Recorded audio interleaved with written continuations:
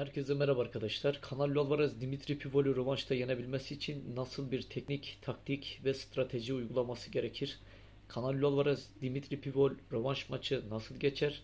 Rövanşta çok farklı bir Canelo Alvarez görebilir miyiz? Dimitri Pivol Canelo Alvarez'i rövanşta yine rahat bir şekilde geçebilir mi? Bu sorunun cevaplarını da sizler verin arkadaşlar.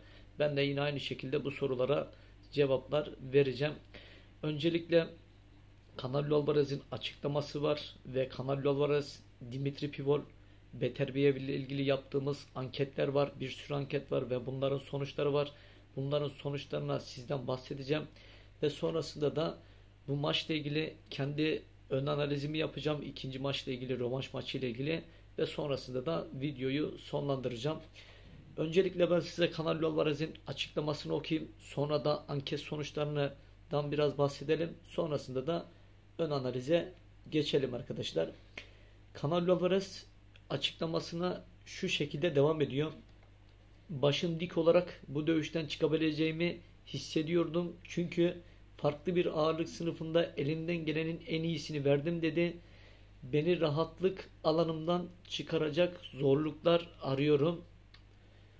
Yine Canelo Alvarez devam ediyor.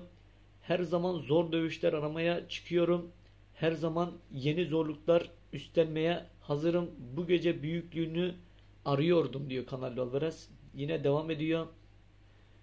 Her zaman bir şeyler öğrenmeyi severim. Bugün çok şey öğrendiğimi hissediyorum ve bunu önümüzdeki dövüşlerde size göstereceğim diyor. Yani rövanşta ve rövanştan sonraki maçlarda da bunu göstereceğim diyor. Arkadaşlar Canelo Alvarez, Dimitri Pivol, Beterbiev ile ilgili yaptığımız anketlerden size biraz bahsedelim. Canelo Alvarez, Dimitri Pivol maçını kim kazanır sorusuna 107 oy kullanılmış. %55'i Canelo Alvarez demiş. %45'i Dimitri Pivol demiş. Ve yine bir soru sormuşuz. Kim ve hangi yöntemle kazanacak demişiz. Dimitri Pivol Canelo Alvarez maçını. %102 oy kullanılmış. %44'ü Canelo knockout'la kazanacak demiş. %14'ü Canelo puanla kazanacak demiş. %10'u Pivol knockout'la kazanacak demiş. %32'si Dimitri Pivol puanla kazanacak demiş. Yine bir soru daha sormuşuz. Pivol kiminle savaşmalı demişiz. Dimitri Pivol. %129 oy kullanılmış. %34'ü Canelo Alvarez rövanş maçı yapmalı demiş. Canelo Alvarez ile rövanş maçı yapmalı demiş. %66'sı Artur Beterbiev ile dövüşmesi gerekiyor demiş Dimitri Pivol'ün. Yine bir anket yapmışız. Canelo kiminle savaşmalı demişiz. 182 oy kullanılmış. %10'u Beterbiev demiş. %38'i Benavidez demiş. %9'u Charlo demiş. %42'si Dimitri Pivol demiş. Yani rövanşı yapmasını istiyorlar Canelo'nun. Yine bir anket yapmışız. Dimitri Pivol vs Artur Beterbiev kim kazanacak demişiz. %34'ü Beterbiev demiş. %66'sı Dimitri Pivol'ün kazanacağından yana oy kullanmış. Yine bir anket yapmışız. Canelo'nun bugün başka bir hafif ağırlıkta karşılaşmasını izledikten sonra hala onun Beterbiev'i yenebileceğini düşünüyor musunuz diye bir soru sormuşuz. 177 kişi oy kullanmış. Evet yine de Beterbiev'i yenerdi demiş. %28'i %72'si büyük bir çoğunluk hayır. Hafif ağırlık onun için çok fazla demiş. Yani Canelo Alvarez'e bu ağırlığın fazla olduğunu söylüyorlar. Yine Canelo Alvarez Dimitri Pivol maçı ile ilgili bir anket yapmışız. 175 kişi oy kullanmış. Pivol Canelo'yu demişiz 115-113 mü mağlup etti yoksa 117-111 mi diye bir soru sormuşuz. Büyük bir kısmı hayır, Pivol kolayca Canelo'yu kazandı demiş. Büyük bir oran. Kavga çok küçük bir oranda maç yakındı demiş birbirine. %21 gibi. Yani Dimitri Pivol'un 117-111 bu maçı kazandığını söylüyor büyük bir kısım. Canelo Alvarez Dimitri Pivol ile ilgili her zaman mesela maç öncesinde de yorumlar, analizler yaptım. Birçok videolarım oldu. Öncelikle şu gerçeği bir kez bilmek lazım arkadaşlar. Bir maçta Canelo Alvarez'i yerin dibine koymaya gerek yok. Canelo Alvarez bir maçlık bir boksör değil. Canelo Alvarez'i bir maçlık bir boksör olarak görenler bence hataya düşer, yanlışa düşer. Çünkü Canelo Alvarez kendini kanıtlamış, ispatlamış bir boksör. 60'a yakın maçı var. 39 nakavtı var. Canelo Alvarez kaliteli bir boksör. Canelo Alvarez iyi bir boksör. Canelo Alvarez Dimitri Pivol'ü de yenecek kapasitede bir boksör. Bunun bir kez altını çizelim. Dimitri Pivol kötü bir boksör mü? Hayır. Dimitri Pivol'un amatör geçmişi var, başarıları var. Kendini kanıtlamış, ispatlamış, yetenekli bir boksör. Canelo Alvarez Dimitri Pivol ile rövanşta karşılaşacak. Rövanş nasıl geçecek? Şimdi arkadaşlar doğrusunu söylemek gerekirse aslında bu olaylara milim milim bakmak gerekir. Baştan sonuna kadar bakmak gerekir. Dimitri Pivol'un ilk Amerika'ya geldiğine ve ilk o otele girişinde ve sonrasına doğru hep yavaş yavaş incelediğimizde şunu görebiliriz. Aslında boksun psikolojik bir savaş olduğunu ve o savaşı her yerde verdiğini. Biz de öyleyiz mesela. Nasıl yaparız? Türkiye şampiyonalarına gideriz. Orada rakiplerimiz de vardır. Hep bunlar mesela göz göze gelmeler, o senin duruşun, kararlı duruşun. Hep bunları rakibe hissettiririz. Özgüvenimizi, kararlı olduğumuzu, örnek vereyim şampiyon olacağımızı, çıktığımız ilk maçtan son maça kadar. Bu yüzden Dimitri Pivol'e baktığımızda aslında çok sakin, çok sakin, her şeyden habersiz bir Dimitri Pivol gözüküyordu. Ama iş dünyasında çok dolu, çok istekli, içinde böyle nasıl söyleyeyim çok farklı bir Dimitri Pivol var. Bu yüzden bunu zaman zaman kimseye göstermiyor ve onu ne zaman gördük? Ringin içerisine girdiğinde gördük. Dimitri Pivol'ün dikkatini dağıtacak bütün her şeyden uzak durdu. Hiç kimseyle nasıl söyleyeyim polemiğe girmedi, kimseyle tartışmadı, ne oradaki Meksika fanlarıyla ne de bir başka birisiyle ve verdiği röportajlarda demeçlerde gayet sakin, mütevazi, Canelo Alvarez'i yeri geldi takdir edici, iyi bir boksör, güçlü boksör. İşte ne bileyim orada röportaj yaparken de işte insanların Canelo Alvarez'i desteklerken o da onlara eşlik etmesi aslında bunların hepsi psikolojik bir savaştır ve bu savaşı Dimitri Pivol en iyi şekilde kazandı. Ben şunu demiştim, her zaman demiştim demeyeyim sürekli bu sözü söylüyorum. Yani sakin insanlar genelde akıllı olur ve zeki olur. Bu yüzden de Dimitri Pivol çok akıllı ve zeki bir boksör. Bunu nereden anlayacağız? Dimitri Pivol'ün baştan sonuna kadar aslında Canelo Alvarez'de belki bunu çoğu kişi anlayamaz. Boksun içerisinden gelen insanlar anlayabilir. Baştan sonuna kadar aslında Canelo Alvarez'le ilk karşılaştığından son saniyelere kadar hep bir psikolojik savaş verdi Dimitri Pivol. Ama bu savaşlarda da bence hepsinden de galip çıktı. O sakinliği, o mizacı insanları bile etki altında bıraktı. İnsanlara bile yeri geldi düşündürdü. Çünkü bir kapalı kutu Dimitri Pivol. Ya düşün dünyanın en tanınmış boksörlerinden biriyle çıkıyorsun. Star, dünya yıldızı bir boksör ve binlerce, milyonlarca hayranı olan bir isim.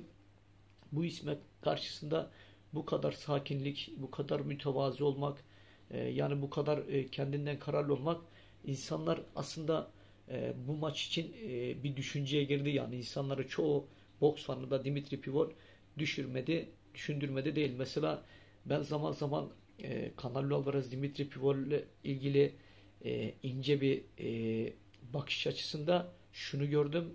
Dimitri Pivol ile Canelo Alvarez karşıdan gelirken Dimitri Pivol yumruğunu sıktı. Elini uzattı pardon. Elini uzattı. Canelo Alvarez elini sıkmadı. Yumruğunu sıktı. O da yumruğunu sıktı. Sonrasında Canelo Alvarez omuzuna vurdu Dimitri Pivol'ün. Dimitri Pivol hiç tepki vermedi. Aslında bunu iki kez yaptı Dimitri Pivol.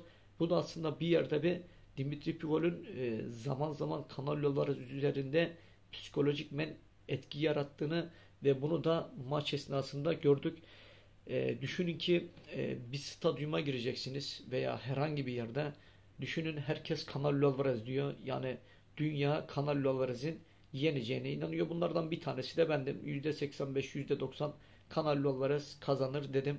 Ve Canelo Alvarez'in boksunu, tekniğini bildiğim için, Canelo Alvarez'in boks IQ'sunu bildiğim için bununla ilgili kendi tercihimi bu şekilde kullandım. Ama bu şekilde bu maçtan şunu söylemedim. Bu maçtan dedim bir knockout çıkmaz. Bir knockout beklemiyorum bu maçtan. Bu maç puanla biter. Ama bir knockoutla gelecekse Canelo Alvarez'den gelir dedim. Söylediğim sözlerinde her zaman arkasındayım.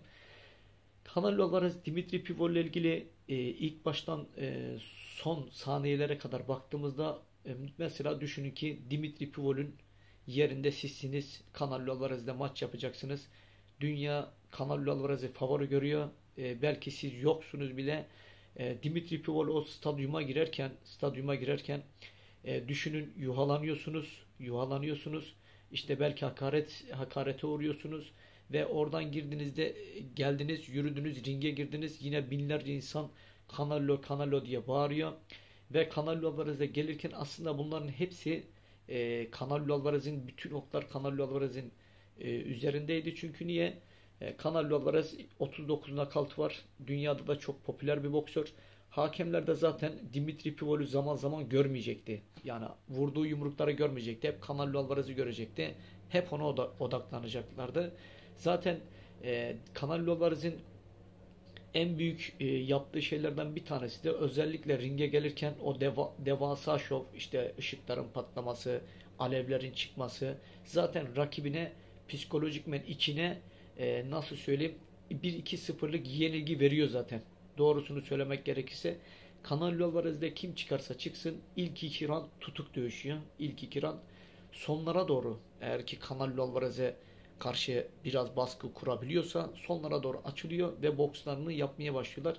Bunu Dimitri Pivol'ün üzerinde de gördük ama Dimitri Pivol'ün o sakinliği, o kendine güveni, o içindeki Dimitri Pivol'ü ringde dışarı çıkartması, hani o küçük canavarı ringde dışarı çıkartması, doğal olarak da Canelo Alvarez'i geride bırakmasını bildi. Dimitri Pivol Canelo Alvarez aslında ilk 3 round baktı. Canelo Alvarez'in yumruklarına, kapasitesine, neler yapabileceklerine baktı. Baktı ki Canelo Alvarez o kadar büyütüldüğü gibi, ne bileyim, onun canını yakacak yumruklar vurmuyor. Yumruk atıyor, canı yanmıyor. Sonrasında dedi ki ben artık bunu çok rahat yenerim. Bunu yenmemem için hiçbir neden yok. Sonrasında Canelo Alvarez'i aldı, ele girdi yola. O kombineler, mesela düşünün, Canelo Alvarez'in kontrolleri meşhurdur. Gelişine çok iyi vurur. Aparkatlarını, kroşelerini çok sağlam vurur. Düşünün, karşınızda bir tane knockoutçı boksör var. 39 knockout'u var. Bu kişiye zaman zaman yumruk atmaya çekinirsiniz. Ama Dimitri Pivol çekinmedi. Çünkü Dimitri Pivol dersine çok iyi çalışmış. Bu maça çok iyi hazırlanmış. Özellikle de Canelo Alvarez'i Dimitri Pivol ekibi çok iyi çözmüş. Çok iyi analiz etmişler. Canelo Alvarez'e karşı nasıl dövüşülmesi gerekiyorsa Dimitri Pivol o şekilde dövüştü. Mesela ben Canelo Alvarez Dimitri Pivol maçını birçok kez izledim. Durdurup izledim. Dimitri Pivol Canelo Alvarez karşısında o kadar taktik olarak o kadar güzel boks yapıyor ki, o kadar akıllı dövüşüyor ki, mesela o kadar rahat ki Canelo Alvarez yumruk vururken Canelo Alvarez'in yumruğun bittiği anda Canelo Alvarez 2-3 tane çarpıyor. Mesela bakıyor ki Canelo Alvarez o an dikkati dağılmış, 5'li 6 yumruklarını vuruyor. Canelo Alvarez duracak zannediyor ama Dimitri Pivol durmuyor. Dimitri Pivol'un bu kadar iyi olmasının nedeni bu maçta. Özellikle bundan önceki maçlarını izlediğimde Dimitri Pivol'un bu kadar efor sarf ettiğini, örnek vereyim, bu kadar iyi antrenmanlı olduğunu gördük ama bu maçtaki kadar bence ben görmedim şahsen. Bu maçta çok farklı bir Dimitri Pivol vardı. Sanki bu maça çok özenle çalışmış ve çok akıllıca çalışmış.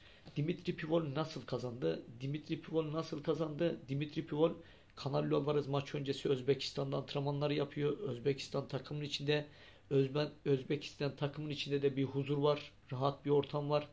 Ve Özbeklerin o kararlı, güçlü duruşu doğal olarak Dimitri Pivol'un üzerine de geçmiş. O ortamı teneffüs etmesi ve oradan yine ortamında, takımında birçok Özbek boksörler var. İyi bir enerjiyle geldi Dimitri Pivol. İyi bir enerjiyle geldi.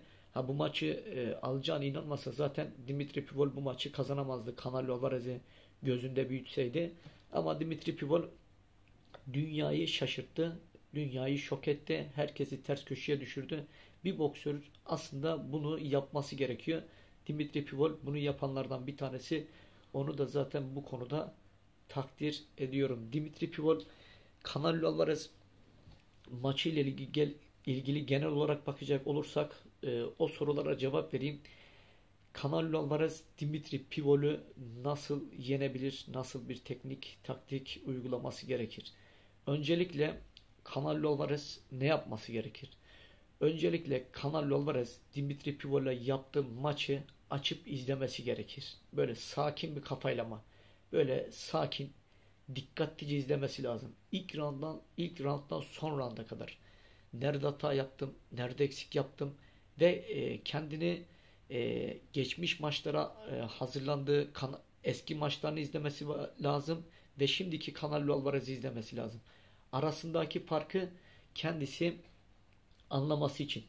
Bunu anladıktan sonra, bu maçı izledikten sonra Dimitri Pivol'un ona nerede etkili ataklar yaptığını ve Dimitri Pivol'un nerede etkisiz kaldığını, bunların hepsine teker teker bakması lazım. Baktıktan sonra da artık Dimitri Pivol'a karşı nasıl bir teknik olarak Canelo Alvarez zaten taktik uygulaması gerekiyor. Bir strateji, Dimitri Pivol'u geride bırakmak için rövanşta.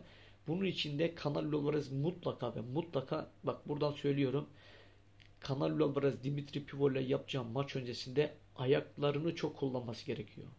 Özellikle de ayaklarını çok kullanacak. Kesinlikle geri oynamayacak Dimitri Pivol karşısında. Dimitri Pivol'e sürekli pres yapacak. Sürekli ona yapacak. En fazla bir adım geri atacak. İkinci adımı geri atmayacak. Mutlaka ve mutlaka bellerini çok kullanacak.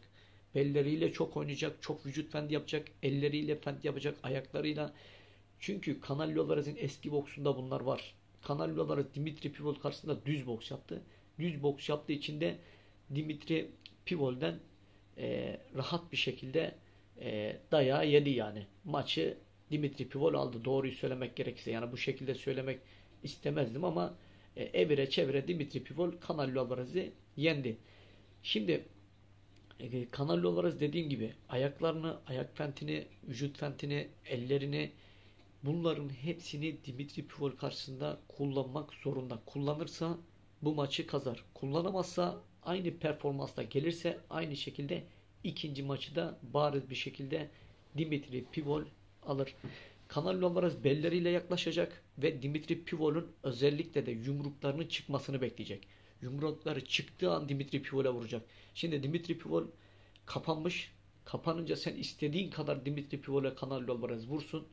Dimitri Pivol'e işlemez. Çünkü gardı güçlü ve Dimitri Pivol, bir boksör nasıl kapanması gerekiyorsa çok güzel kapanıyor. Çünkü hem altı hem üstü hem altı aynı şekilde kapatıyor.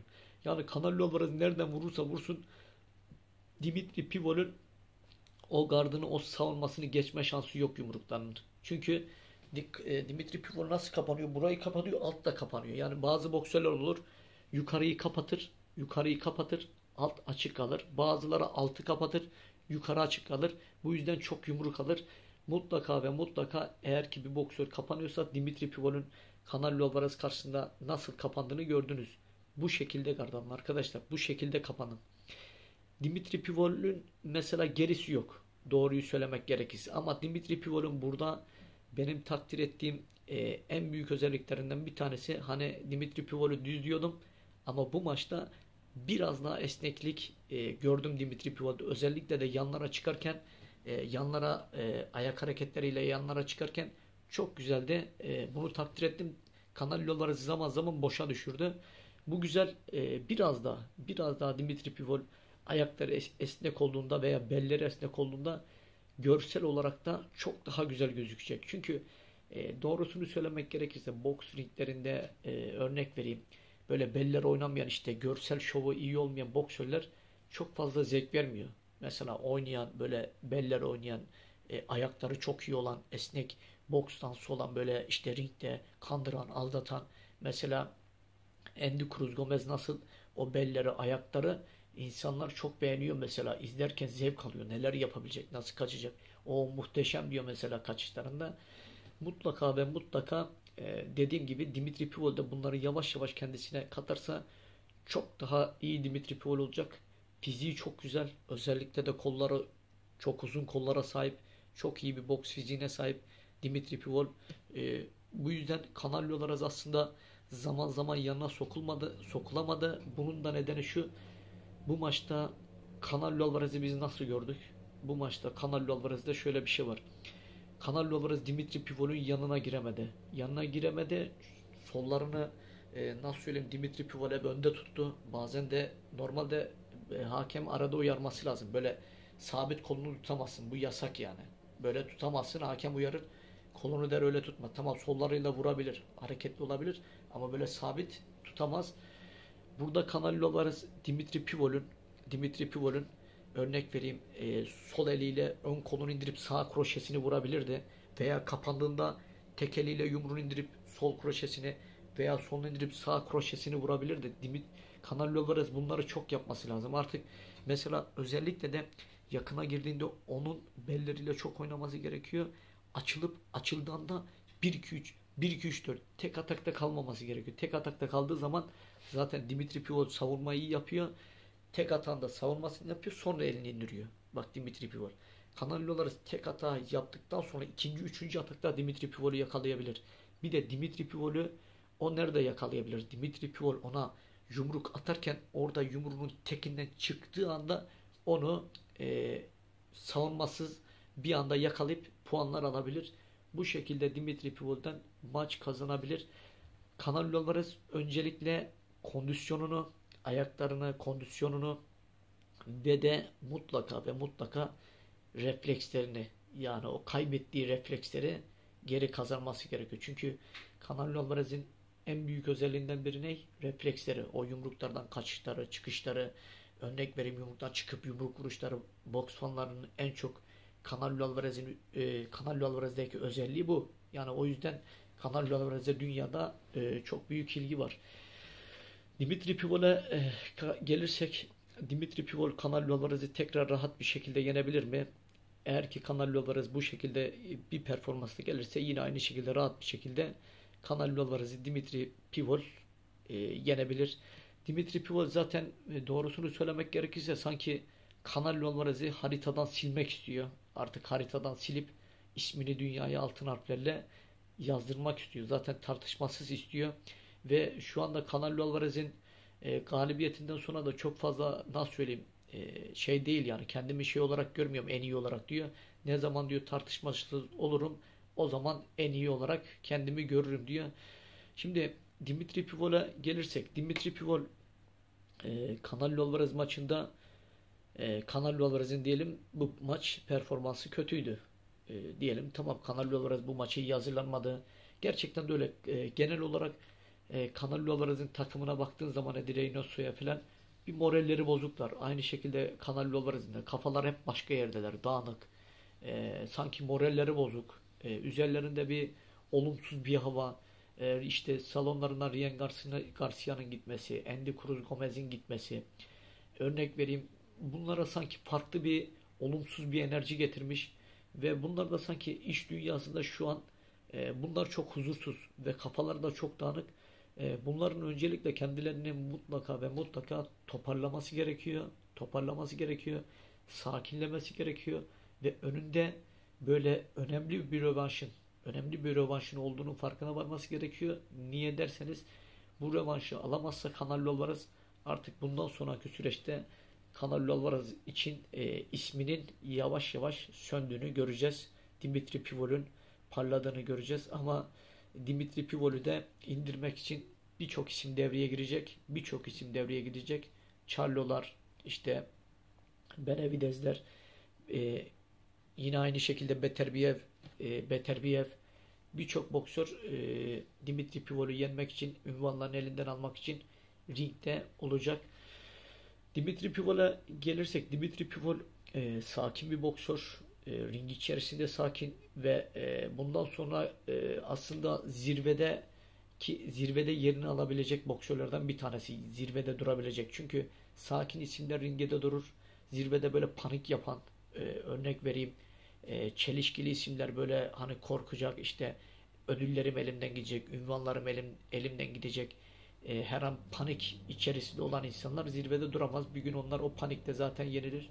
Ama Dimitri Pivol'ün bu sakinliği onu belki yıllarca boks ringlerinde zirvede tutabilir. Eğer ki Canelo Alvarez'i geçtikten sonra rövanşta, bundan sonraki süreçte çıktığı rakipleri de bu şekilde bariz bir şekilde yenerse uzun yıllar Dimitri Pivol'ü zirvede görebiliriz. Ama ben şunu sanmıyorum. Dimitri Pivol'ün performansı git gel olacak bence. Bence bu olacak.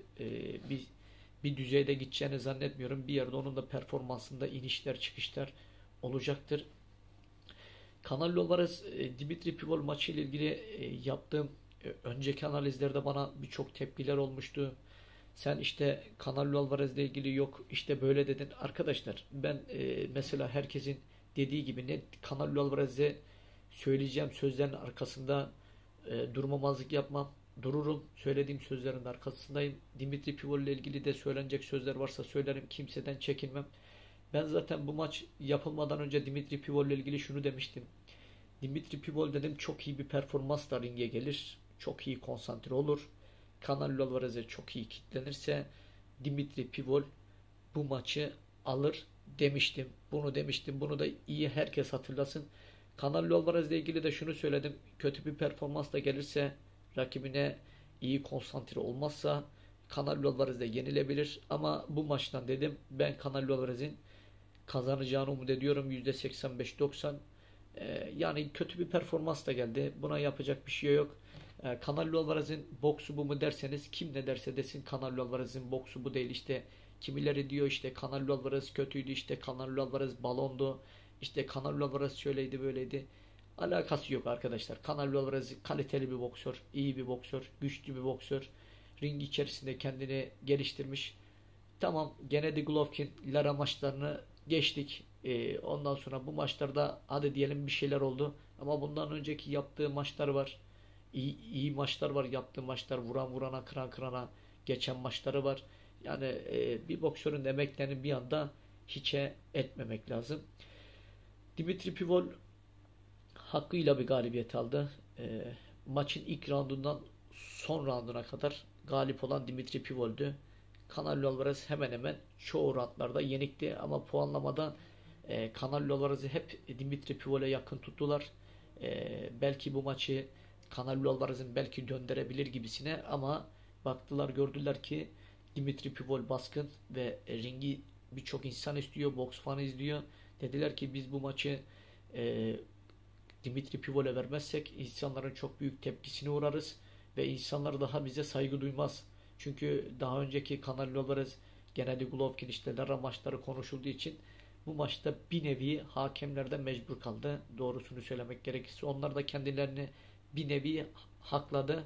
Çünkü çok büyük tepkiye uğrayacaklardı bu maçı eğer ki Canelo Alvarez'e verselerdi. Bence doğru olanı yaptılar. İyi ki de yani hakkı olana hakkını verdiler. Yoksa insanlar tarafından, fanlar tarafından hakemler çok büyük tepkilere maruz kalabilirdi.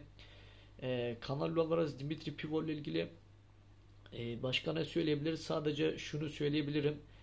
Dimitri Pivol'ü öyle bir etki bıraktı ki, psikolojik bir etki bıraktı ki Dimitri Pivol, Canelo Alvarez'in fanları bile Dimitri Pivol'ü tebrik etti, takdir etti.